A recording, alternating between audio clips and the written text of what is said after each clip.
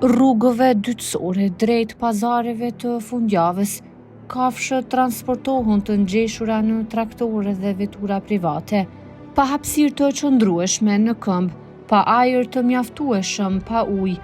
Për to ky udhëtim nuk është thjesht lëvizje, është frikë dhe stres.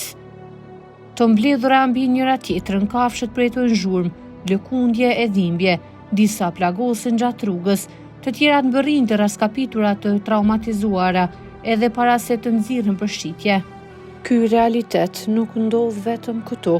Prej vitesh pazare të tilla funksionojnë si në Shqipëri, ashtu edhe në Kosovë, larg standardeve dhe ligjeve që ekzistojnë vetëm në letër.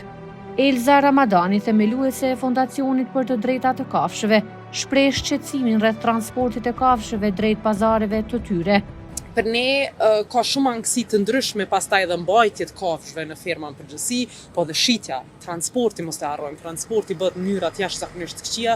Tash sfumi e kemi pa ku një viç i vogël do të thotë është fut në një vetur, nuk e di sakta ka qenë golf 2-3, po një vetur jo adekuate për to, do të thotë ashtu i transportojnë kafshët.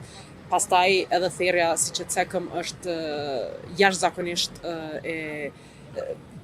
e keqe, do të thotë edhe jashtëligjore, edhe me të vërtetë i shkakton edhe stres, edhe frikë kafshëve, edhe para therrjes, po dhe gjatë therrjes. Ramadani thotë se një problem që ka Shqipëria, po ashtu edhe Kosova, është numri i vogël i inspektorëve.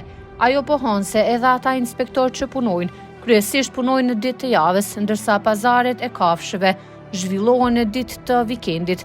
Pra është një çështje problematike në pazar. Realiteti nuk ndryshon.